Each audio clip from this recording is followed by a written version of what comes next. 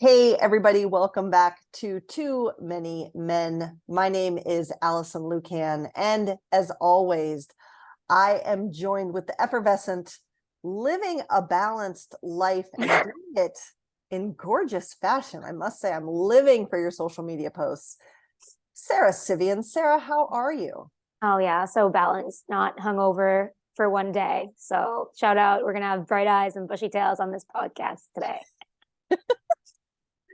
And of course, we are not too many men without the Mario Kart tournament champion. And I'll see if she wants to explain that. Shayna Goldman. Shayna, say hi. Hi. Shayna, would you like to talk about your championship adventures? I'm proud of it. Tell us. I'm very proud of it. And especially because two of the losers will be listening to this. Okay. We have a tournament. So we play Mario Kart. You can't drink and drive. You have to chug half a beer each race of a Grand Prix. So you have to drink 2 beers throughout the whole thing. And, we had 8 players. So we had round 1, round 2, 2 from each went on to the final where, I surprised the crowd and I won my disco ball pitcher over it. To be clear, who made the championship trophy, Shayna? I did. But this is not fixed. This is not fixed. This is not fixed. This is the second tournament. Tournament. And the favorite for both tournaments has been Rich, and he's lost both times, and it's amazing. And I just was that good of a racer. It's all about adjustments. And I adjusted my cart setup between race 1 and race 2 because I knew who I was going up against. And that's what sealed the deal for me. Which player were you? I originally was Inkling Girl, and then I switched to Rosalina, and I adjusted my tires to have a little bit more traction because I wanted more speed. Wow. She's playing that game, folks. That was a lot of stuff I don't understand. I don't play. I don't know. This is we're gonna get you a Switch. We're gonna get you to start playing kart. Piper has a Switch. Piper brings her Switch on the road. I don't know. It's very intimidating to me. It's great because you can play handheld, or you put in a dock and you can play on the TV. Like you can play things like kart. You could play. There's a million different games, and Shayna, like the last thing I played was like Super Mario Brothers on like Nintendo, like the original. They do have that though. You can play that on Switch, and they have Mario Maker now, where you can make your own level or play levels other people have played. So it's like unlimited levels. Again, the dream. Who's to say? All right. Anyway, enough about that. Let's get into our sponsor us Nintendo. Sponsor us Nintendo. All right, let's get into it, my friends. We got some stuff to talk about that's happened over the weekend. Lots of hockey going on, but we wanted to give a little bit of attention, unfortunately, to our most recent entrant on the shit list. And unfortunately, this episode's shit list winner, if you want to call it that, is Fanatics. Shayna, this is a story you have been following closely and done a lot of work digging into. Can you share what's going on and what are some of the key concerns around what's going on with Fanatics right now? So the NHL needs a new jersey manufacturer, right? Like their deal with Adidas is ending. Partner. And Fanatics, partner, there you go. And Fanatics is expected to be a key player in this. And already, if you buy jerseys, you get the Fanatics version unless you have a shit ton of money to drop on an Adidas one. And the quality is way down. Since Fanatics took over, I think like the widespread complaint among hockey fans is like the quality of the products.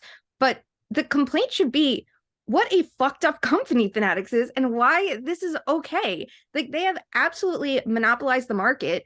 If you look at their history and where they started and how they got here, the amount of investments they've gotten from venture capitalist funds, they have billions of dollars that they just another round of investment. And it's after another. I started reading up on it because I was curious about it. And, I knew it to an extent. And then I started really digging in and I'm like, how the fuck is this happening and no one's talking about it? And because they keep getting all this money, they can just absorb other companies like Mitchell & Ness and Topps and Majestic.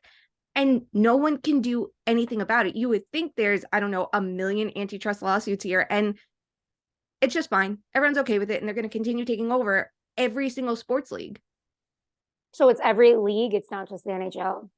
They have rights with the NBA, NFL, NASCAR, MLS, MLB, Formula One. Like they're everywhere. They've become the official, sponsor of every single one. And it's honestly wild, just like how widespread it is. They have NFTs, they have I mean, you name a company in sports, and it's like, it's surprising to see what isn't there. Like if you go to lids.com, a site that we all knew you could just buy hats or something like that, and merch, it's Fanatics too. Everything's Fanatics.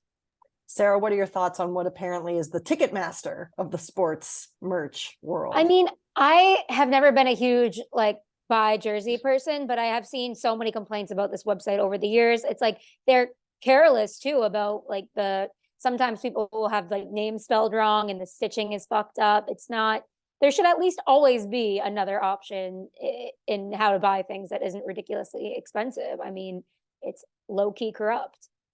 I mean, the answer here is obviously to piss off Taylor Swift fans in some way, shape, or form, and then have them rise up. Yeah. We need a lawsuit to get the antitrust going. But it kind of sucks though too, and forgive me because I'm not as up on the other major sports leagues as I've fully admitted many times. But it seems concerning to me also, and I'd like to hear you guys' thoughts on it, that the NHL keeps having to look for a jersey partner. Are other leagues changing jersey partners this much? And I just don't know that, but it seems to me concerning. Again, when we talk about a league trying to make sure they're in, the top of the conversation for Major League Sports, that here we are just a few years later and we're switching for the third time recently? I don't know. It's definitely not as frequent. And I feel like if anything, it's more of a push and pull between Nike and Adidas, two of the top on the market you'll see, but they really it's not changing hands nearly as much as the NHL has. And from Reebok, which was an adjustment to Adidas, the fact that deal is so short-lived, if they wanted to go out there and be like, hey, we're going to partner with someone like Puma, who doesn't have as big of a foothold as Adidas or Nike, but they're a well-known brand and things like that, I feel like that's something. But instead, to hear Fanatics is going to have a bigger role than they already do, I'm it's I have it pulled up because I was looking at this for a refresher.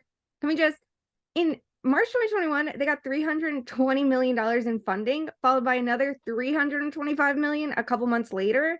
And then if you skip down, they got $100 million a couple months later. They got $1.5 billion in April 2022. They were worth $27 billion, it says after that. It's from where? From where is this money coming?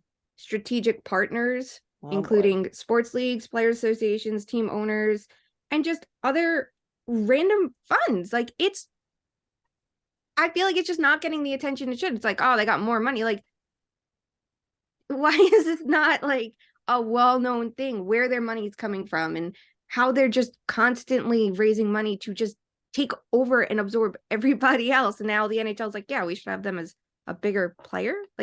Well, unless they have no other options, right? That's my point. And so that's a problem. As Sara said, you don't know, you have to see the monopoly coming before it comes. Otherwise, you're definitely screwed. Sara, what were you going to say? I want an expose by Shayna Goldman on The Athletic about this issue. I'm interested. I don't really get it, what's going on, but I know it sounds bad. I should see if someone with more sports business expertise outside of hockey would want to work with me on that. That would be really fun to do, actually, because it just feels like it gets a quick hit on a tweet or something. You'll see oh, they raise more money, here's a quick chart from Sports Business Journal or something, but it's not the conversation it should be, and they need to be fucking stopped. This is ridiculous. One company should not, and the more that they grow, the worse the quality is. It's pretty 100%. Ridiculous. 100%. And their brand is everywhere. You buy anything, and I don't know if I'm spending and again, I'm not someone that buys that many jerseys. I buy them on clearance if I find one. Then I'm oh, that's a random one, or I get shit hammered to do it. That's how I have a Mark Stone jersey and a Kaprizov jersey. I just got super drunk and decided I need this watching a game. But my friends all love wearing jerseys, and they don't like the quality of them. They were all complaining about it. And if you have a bigger logo versus the Rangers, it's the stitched on letters, but if you're an Islander fan, you get the big logo, the quality of that is very noticeably bad. And to top it off, you get a Fanatics logo on it. You don't get Adidas. You don't get something cool like that. And I know obviously you have to pay more for that. And it's nice that there are more cost-effective options, because not everyone has the money to drop on a jersey, but you're getting less than what you pay for at the prices they still are. Well, again, I was joking, but also serious. If you hate Ticketmaster, you don't want to see Ticketmaster become your sports merchandising experience. And that might be exactly where we're headed. So let's fix this, friends. Who wants to start hockey Who wants jersey? to start a lawsuit? No, I was going to say a company, but I mean, if you want to be litigious about it, we can.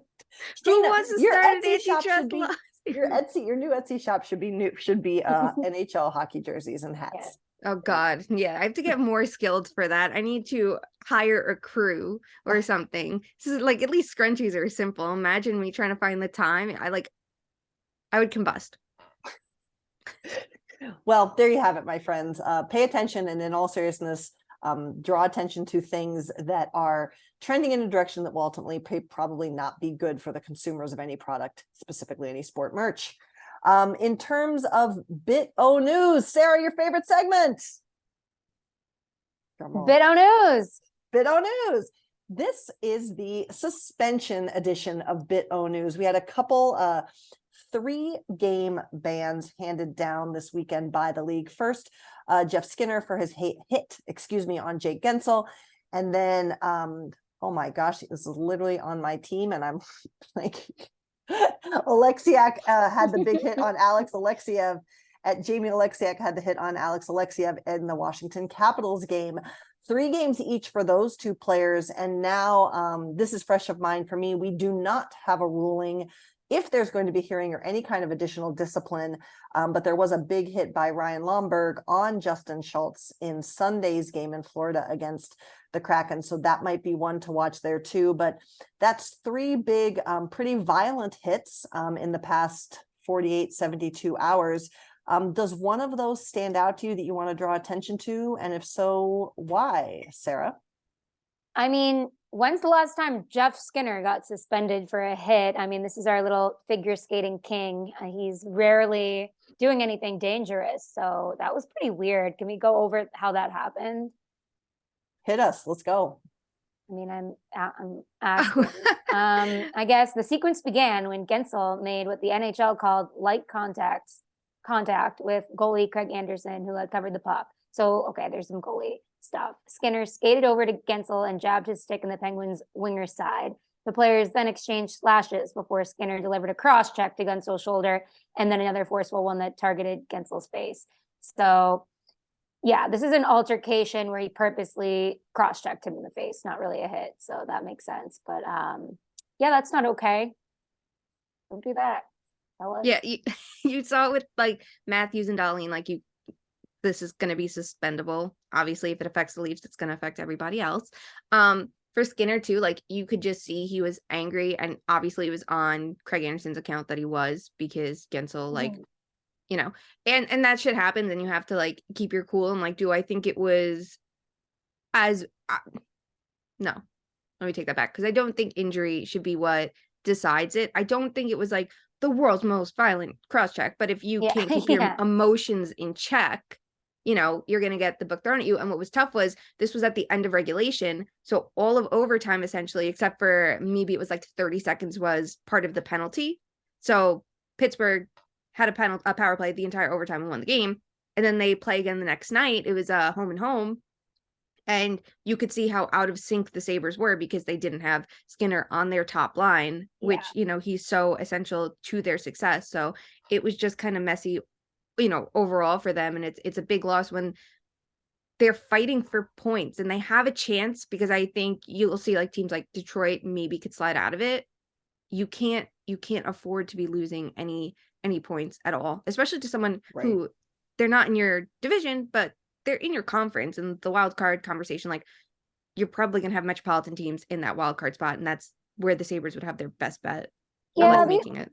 Yeah, it's one of those things where maybe they'll rally around Skinner for this, because it's like, oh, he was sticking up for the goalie, we're a team, et cetera, et cetera. But the NHL is going to suspend retaliatory things like this every time, because it's like the one of the few things that's kind of cut and dry, where it's like, oh, this was done on purpose, and they weigh that heavily, even if they act like they don't.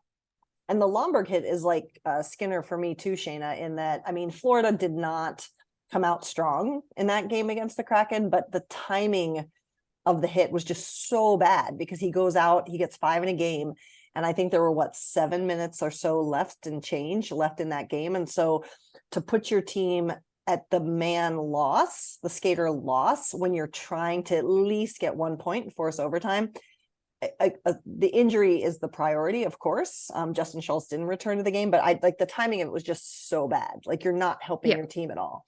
And it was so retaliatory. Like, yes, Justin Schultz took a penalty. Yes, you could see Lomberg was pissed, but you get angry and you go, this is how I'm going to take care of it myself. And you could see it right there. Like, that's a bad decision. Immediately, you could see he got frustrated by that. And this was how you chose to respond. That's a suspension every day of the week. And if you have to pick the suspensions to throw the book out a little bit more and had more time than maybe, an accidental hit, it's these plays because you didn't keep your emotions in check. You got angry. You were retaliating to something that really wasn't a big deal. You could have just let Schultz take a penalty and leave it at that, and then maybe talk shit to him. And instead, you hit him into the boards when you did not need to. And it was a dirty hit. It was a bad hit from like every single way you could, like slice it up. Maybe the chirps were what got him. Everett had, I don't know if I should be saying this, but I had a funny story over the weekend where some guy like had taken one shift and was trying to chirp him, and Everett goes, "Okay, Mr. Relevant." I just thought that was a good chirp. Well, and maybe he said that. Let me ask you this, because again, listen, we are all three on the record that the league has to do the best job they can at protecting these players' brains. So I am by no means diminishing the impact on the players who have been, we believe, to be injured in these three instances. We don't know the extent yet. And sometimes we don't know the extent for years and years and years regardless. But I feel like 3 games is a new benchmark that we're seeing versus like 1 or 2. Did the number of games lost surprise you, Sara? Or do you think 3 is an appropriate assignment of punishment for some of these actions? Yeah, I think both things are true. And then you have like your first batch of suspensions about a specific thing early in the season. They always want to set a precedent. I'd like to see some consistency in any form. I do think, I was expecting maybe 1 game and I saw 3 for Skinner. So proving a point there. Shayna? Yeah. The consistency is like the biggest issue of all. And I think the thing is like, I think we look at it 2 different scales. I think we say what we think it should be. And then based on the scale, you imagine the NHL to actually follow are 2 different things, because there'll be hits and we'll be like, yeah, you'll get a game. And, you kind of just like, you get annoyed, but that's kind of like, that's what it is. Just chalk it up to that's the standard. So if you see 3 games for something, you're like, oh, that's a change of pace, when maybe in reality it should be more. If it's a start, I mean, it's something, right? Any time that it's a little bit stricter than we could imagine it to be, it is something. But, consistency is the biggest problem. And then once it gets to the playoffs, then everything's on another scale entirely. And, the consideration of like how much time is left in the game. Like for Skinner, it's the final minute of regulation. So it's not like it was during the first period. So he essentially already got a game and shit like that, like coming into play. I'm really curious what they go with the Lomberg hit, because I think that's the one you throw the book at. And I'd like to see if they can a little bit and then try to hold the standard there.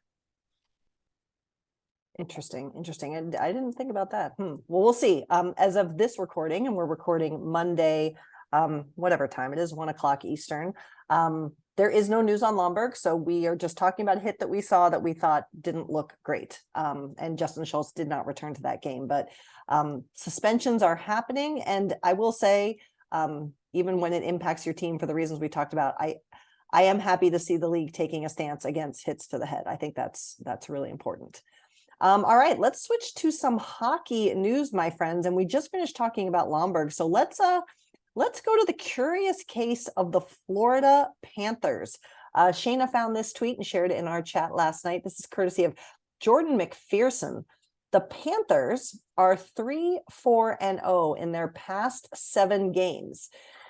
The results are a 4-goal loss at Calgary, a 4-goal win at Vancouver, a 4-goal win at Seattle, a 3-goal loss at Winnipeg, a 4-goal win at Detroit, a 3-goal loss at Tampa, and a 3-goal loss versus Seattle. So apparently, if you're the Florida Panthers, you either go big or go home. These are some wild swings. What are we making of this year's Florida Panthers team, Sara? Yeah, like exactly what you said. It's very wild. And I think that's the nature of having like a high octane offense team that is not having the defense to back it up. Admittedly, I need to see what's going on with the goaltending. Are they riding Bobrovsky right now? Totally. Yeah, because Well, Spencer that'll Knight's been explain sick. a few things. Yeah. Okay, there you have it. Matthew Tkachuk, I will say, it doesn't. I mean, it's just funny how like we, as we should, like goo goo gaga over Connor McDavid, Leon Draisaitl, Matthew Tkachuk every night, and they have over a point per game. But it's like their teams are sucking. So maybe you need more than one good player. I don't think the Panthers suck, but there's like very obvious holes that we have been known about. Thoughts? Shayna?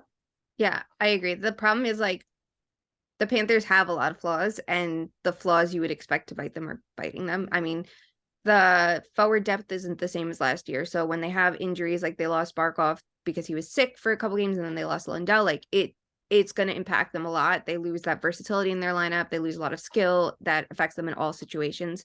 But we know that there's defensive issues, and a Paul Maurice run team isn't like a defensive stalwart. It's not like, a Barry Trotz, who is a specialist for that. You look at the Jets under Maurice, and, their defense wasn't great, and it weighed on their offense eventually. So that's tough, especially when like the goaltending isn't perfect. And like Knight has been better on the whole than Bobrovsky, and Bobrovsky's been a weakness at times, but he's not the only flaw. Like it's a team-wide issue. And it's interesting too, like this team, we look at the comebacks from last year, and they could afford to play that style because they were coming back in games. They're not this year.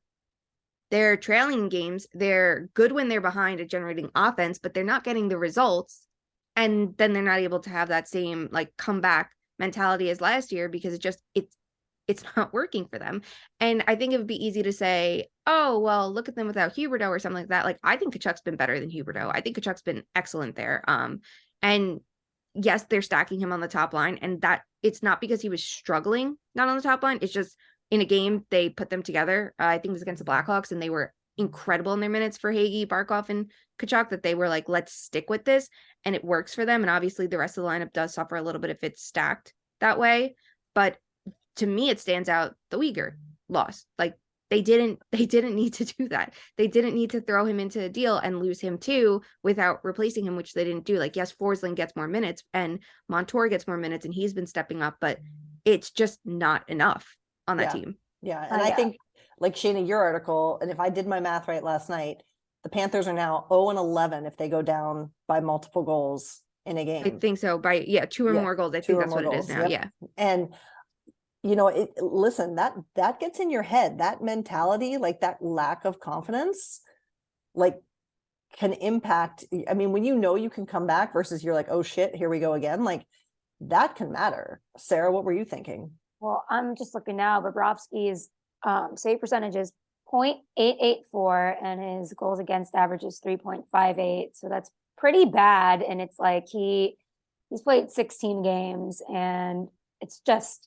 And it's not what you need for the budget. You know what I mean? The amount of money we can talk about this all day. I'm sure Panthers fans are sick of, like, they get it that he signed that contract and it was bad, but it's just, you need to do better, because then you're in a chokehold where you can't get these defensive players to make your team better. And that way you're handcuffed to your goalie has to be good. And it's just not up to snuff with what they need. So I don't know. I don't really know what the issue is here. Like, it's a little bit of everything on defense.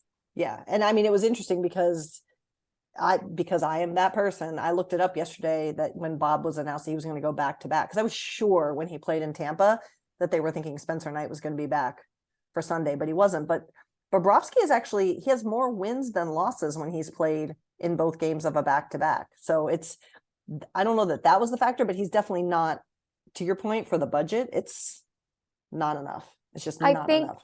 Maybe that's an example of when he gets in the zone, right? Yep. And that's his net. And great that's point. Not what is happening in Florida. So great point. I think too, with back-to-backs, like it's something we traditionally know goalies don't start them, but it was something, I think it was Marty Baron who was talking about it. He'd like to see goalies go back-to-back more often. Say that you play Wednesday night versus Arizona, and then it's, Thursday, Friday, say you're getting Calgary, Edmonton, right? don't play the Arizona game, let your backup handle that, and then take the back-to-back instead. And maybe that'll be better because you get a longer rest between it. And something he was curious about to see like a little bit more. And like, I would be curious too, because we just don't know. We assume a back-to-back is going to be too much wear and tear on a goalie, but maybe having more recovery time in the season, if you get like a 4 days off or 5 days off, that would make a bigger difference. Like, I would be a little bit curious about that. Yeah, for sure. And there's so many different schools of philosophy too, right? Like, what's too much rest, what's not enough rest, like all that kind of stuff. So yeah, it's going to be interesting. Goaltending is not the only problem in Florida, and it's expectations are up there now, right? Because of what they have started to do. So that even last night, fans were booing them, and this is what comes with expectations. So we'll watch them. They put a lot of eggs in their basket. We'll see if they get chicks or scrambled eggs. So Whoa. Hey. I was gonna say, do we trust Bill Zito to fix it? Because like Bill Zito has been cool going balls to the wall before. We've seen that. We saw it last year in Florida, and obviously you lose a lot of assets. And like, if you're a manager that intends to stick with the team for a very long time, like you're thinking future the entire time. And like, obviously he was thinking this is our best chance to win before the Barkov race comes in and before we have to think about Huberdeau's raise and Uyghur. So like, it was a tough year, for him to like navigate that. But you could look at it and say, it's cool. It's fine that you went, as aggressive as you did last deadline, but it just kind of puts more emphasis on finding those market inefficiencies the next year to make up for it. Like, are you going to tell me you couldn't find a defenseman for under $2 million who would have been good on your blue line? Like, I'm sure there are people out there who could have spotted those players that you could have like gone after to solidify this team a little bit more. Or did you think the star power is going to lead the way? Like, I don't know. I would just think that there would have been a little bit more emphasis on cutting corners to save some money and keep the team as competitive. I don't know. But then again, if you think like Paul Maurice is the answer to your team, then I don't really know what you're thinking. Yeah, anyway. there was bad vibes since that move, honestly. Yeah. And I don't disagree necessarily with Brunette leaving. Like we talked about this a lot. You can make the argument. I think he's a great assistant coach. I really do. I just don't know if he was good enough as the manager of the entire bench to turn things around when things went south. Like, I don't know if he was adjusting enough, and that's, you learn with experience, but you could just look at it and be like, wasn't there anybody else besides, I don't know, Barry Trotz and Paul Maurice, the two people everyone talked about? Well, we'll never know. Heaven forbid we go outside the norm, right? So in happier news, there are a couple teams with some win streaks going on that we wanted to highlight and talk about. Pittsburgh winning 5 in a row, Washington winning 4 in a row in a Metropolitan. Let's take a look here. In a Metropolitan where Jersey's currently number 1, Carolina 2, but Pittsburgh staying in the hunt there at 3rd, even though they don't have games in hand against the teams in front of them. And Washington, which had a rough start, is now 14-12-4, and they're sitting in 6th, but they're only 4 points away from Pittsburgh and Carolina, although they have played more games. So of these 2 win streaks, Pittsburgh and Washington, which are you more intrigued about and why right now, Sara? Oh my God, I have to go Charlie Lindgren with the Capitals. I mean, he went 4-0-0 in net after everybody's like, holy shit, what are they going to do? Another injury to a key player. He was like, not a problem. 1.50 goals against average, .949 save percentage. And now they're 1 point out of a playoff spot in the Eastern Conference. I love it for the kid. Good for him. I mean, his number was called and he's going for it. So sometimes it is crazy, right? You're like, oh, it can't get any worse for the Capitals. And then something happens and it's like, well, now it's like the pressure's off maybe, like you go through so hard things in a season. Then it's like, well, we might as well have fun. And then you start winning. So it's interesting. The Penguins, I don't know. They lost to they won to some pretty bad opponents. They had the Sabres twice in a row, which I don't know what to do with them ever. Then the Blue Jackets, they got a good win. The Blues over them. And then they got a good win over the Golden Knights, but the Golden Knights have been kind of up and down now recently. So I don't know. Both of them, these teams that I'm like, one of them is going to make the playoffs and one isn't.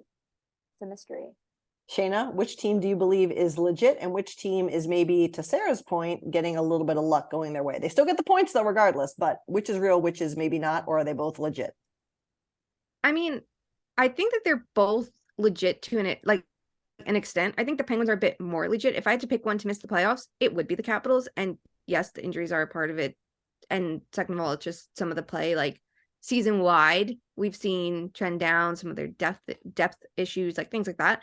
I think if they're fully healthy, like they'll be a good team. I just think the competition around them is going to be like super steep. I do want to give a lot of credit to Charlie Lindgren though. Like he was really good last year with the Blues as their third string. And I was a little surprised that they didn't. I actually, I can't say. I don't know if they tried to keep him and they couldn't or what, but if I were the Blues and I already knew like Husso's leaving, like I would want him as the backup instead of Grice, who is a career backup, not going anywhere else, versus Lindgren, who I think could take a little bit more of the starter share from Binnington if needed, which, oops, it's needed. Good for him though. And good for any team that can like go against the odds and beat the injuries and things like that. Like you were saying, Sarah, like if you could start winning games, it's like there's a little bit less pressure on you when you have all those injuries that you could be like, everyone's counting us out, but we're not counting ourselves out. And then like, you boost morale that way. But I still look at that and I look at the whole Metro division and like someone's going to have to fall out when the Devils or the Islanders like make it, if not both. I would just think it's the Caps. You folks will be listening to this after the Stars versus Penguins on Monday night, but I think that'll be a really interesting game. If the Penguins have a good hearty win over the Stars, I might find them legit. Excellent call. Excellent call. Well, we'll have to make sure we talk about that game. I'm writing that down. Next episode. Let's wrap it up to go to another division quickly. One that selfishly I'm paying a ton of attention to, and that's the Pacific. Rough night for the Pacific. I don't know that anyone really knows what to make of the division as a whole, although I think they're completely spot on when it comes to Seattle Kraken. No, I'm just kidding.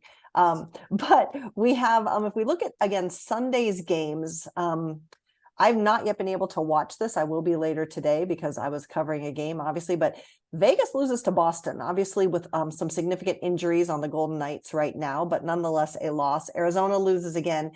The Kings lose in overtime to a Blue Jackets team that I think by many accounts was pretty bad. And now they're coming back, and the Blue Jackets have beat Calgary and the Kings in recent play. And then we have the Seattle Kraken, who quietly had a 7-game win streak and then just broke a 3-game losing streak with, again, that definitive win in Florida last night. So what's going on in the Pacific, Shayna? Everything, nothing. It's chaos. The Kings are an interesting one too, because they went back to back and had Phoenix Copley start against Montreal and they won, and then they had Quick start against Columbus and they lost. And it just shows like the chaos that they have in net right now. This is going to be like, I think, a big storyline. Like last year, Quick came out and had this incredible season, and then his play started trending in the wrong direction, and Cal Peterson had a really crappy start, and then it was amazing how they started trending in the opposite direction, and it worked for them because they're like, cool, we're just going to switch who's starting more games. And then come the playoffs, they turned that around again. This year, obviously, things didn't go as well. And now they're down to Copley as their backup. And Quick, we talk about goalies like aging and we don't understand a lot about the position, but like we do know his game isn't what it was, and he can't be that same backbone of the team. So it's going to be interesting to see how the Kings manage that, and if they can continue to if they can outscore their problems to support him, because in a lot of these games we're seeing, it's like they're just goal scoring sprees, and their team we don't know to be super offensive. They're a little bit better in that regard this year. Players like, Gabriel Villiardi like breaking out. That definitely helps them. But I am going to be really curious to see if they can keep up with it, because when we think about teams being high scorers, they're not one of them. Like last year, they were the team I think that scored below expectations the most because they just couldn't finish their chances. So they're like the wild card for me in this division, because the Kraken are establishing themselves to be a good team with some well-rounded efforts, and the Flames and the Oilers, we expect at least one of them to make it. So I think the Kings are the team that I'm like, where do they fit into all this? Sarah, what's your take on the Pacific right now? The games that more people need to be watching, even though they're late. Even though they're losing. I would say pay attention to the streaks, like you said about Seattle, for sure. Like Columbus isn't going to lose every single game. Right. And True. sometimes shit just truly happens, but how do you bounce back from a loss against Columbus? That's going to say a lot about your team. The division, I've never thought this was a strong division, and I feel bad about it, but it does give people an opportunity. Is my house haunted? Do you guys hear that? No. Okay. There's like, Alexa keeps turning, anyway. Like, who is here? Everything's fine. Yeah, everything's fine, guys. I'm confused about the Kings. I think that's just kind of a young team with an old goaltender and figuring that situation out. But at the same time, I would pay attention to the streaks. I love Winnipeg and Seattle. I think these are two. Is Winnipeg in the Central? Yep. Okay, I'm looking at the Western. Nonetheless. Yep. Yeah, I'm looking at the Western as a whole right now, and Yep. I'm like, wait, the Pacific isn't that bad. I mean, Colorado is 7th in the West overall, so behind Edmonton. That's actually my bigger question. But Seattle is 4th in the Western. Let's go. Allison, can Sara. you dissect that? I'd rather hear you dissect that. Yeah, we than want to hear you talk the about it. Pacific Division. No, I mean, I think it's, you do, first we'll go with the vibes. The vibes are good, right? Like, and you can feel that when you're around this group. That's such a different energy, and having been around teams that are in different stages of learning how to win, like this is a good energy. And I've said time and time again, this is a team that is still building. There are steps still to be taken before this team is a cup contender, and like it should be expected to win more than they ever lose. But what's really impressive, I think, is that they've been able to have some stability in both their forward lines and their defensive pairs, and they get scoring from all over. Like, it's not like there's like, if I try and think about what line should I write about, you could write something about each of them, because they're all doing good things and they're all contributing. They're all getting on the score sheet, and the defensive pairs have been mostly stable. Now that might start to switch up here, because again, we've got the Oleksiak suspension, and we don't know about Justin Schultz at the time that we're recording here, but the stability has really helped. And I think you're seeing things like Vince Dunn is stepping up because he wanted to keep playing with Adam Larson, who played all 82 games last season. And so he put in a ton of work in the off season to say, I'm going to get in shape so I can play the minutes like Adam Larson does. And like, we love Adam Larson. We love him. Great mentor on the back end, leading the league actually in defensive zone entry denials. Go Adam Larson, 1 for 1. Let's go. Let's go. Let's go. But no, and I actually really, really like Adam Larson. He's a great player to cover. And I think he's just a really strong part of this team right now. And then again, honestly, the goaltending rebounded, no pun intended. Like, it just, because it wasn't where it needed to be last year. And with all due respect, I was hoping that Martin Jones would come in and be able to fulfill the expectations when he was in net, and he had to come in and play as starter while Philip Grubauer was down with an injury. And he's been fantastic for this team. And Philip Grubauer seems to be coming back on his game. He was fantastic in Washington, even though the Kraken just couldn't score, but he was so strong in Washington. So I think it's just really nice to see this group kind of settle into actually being a team that's developing, versus someone tweeted at me yesterday. It was hilarious. They're like, this is actually becoming a team versus a bunch of guys who all just go to the same clothing designer and wear the same outfits, which is literally. But I mean, that was real because this was an expansion team. But and we all know too, the more points you can bank at the start of the season, the better your staying power, even through the dog days of January, the dog days of February. So I think it'd be fantastic if this team can make the playoffs. I think, again, they're still building, but it's fun to watch right now. It's really fun to watch. I'm really curious what they do moving forward too. Like, we saw the assets that they got last deadline. If anybody has the assets to make a big difference, they do. And like, I could be talking out of my ass right here, but when am I not? I don't see them going, we're going to spend all this money on a huge rental for one playoff run. But it would be interesting to see, because like, there are going to be players like a Timo Meier on the market and players like that, and who's going to be the runner up to that they could add someone who could make them better in the long run. They have the assets to go for those kinds of players when other teams honestly don't. And it would be interesting to see, like, can they do something to take their offense, which has been much better than expected, up a notch, to have someone who's a little bit more of like the guy, or another supporting guys who just keep rounding out the group. And then when someone like Matty Beniers has more, star power to him, which we already see him gaining. Like, what difference can they make? I'm really interested because like a lot of teams would say it. You make the playoffs one year and you're just going to be like gaining experience, and that's going to help you in the long run, even if like you're not. There's a difference between like the Predators who are like, let's just make the playoffs and get to like the middle and get knocked out again, because their core is where you want it to be to contend, versus a team like the Kraken, who it's like make the playoffs, gain the experience, building blocks for next year. So I'm really interested to see how they handle it moving forward. Yeah. I mean, and I think Sara, you've covered Ron Francis longer than I have, but I think I never did. You never did. No. I thought Donnie you were still Watts there. took over. I thought The he was year I still was there. there. Oh, I apologize. But you saw some of the fruits of Ron Francis's labor, then I guess I should say. And like, if you really look at it, it was his steadfastness, even in the face of adversity last year, that allowed them to make the off-season moves they did this year, because they had the money and they had the trade resources. And so I think that what my read on it is that Ron is just really smart about sticking to his plan. So I don't know that they'll make a splash, to your point, Shayna, because I don't know that this is the year. And again, I think that's okay. This team is building. To not be like all in this trade deadline is not a bad thing at all. And it's not a slight to these players, and it's not the front office not believing in these players. But again, I still am on record, even though the points aren't necessarily coming as much as people thought yet. Like, the Bjorkstrand trade is the trade of the offseason, just in terms of what you get for what you paid. And that's pretty stout if you don't have the resources at the ready, like Ron Francis did. I want to see them make another deal like that, because at the deadline, if teams are going to make moves, someone is going to have to move cap. We expected to see more of those cap dumping moves at the beginning of the year. We didn't.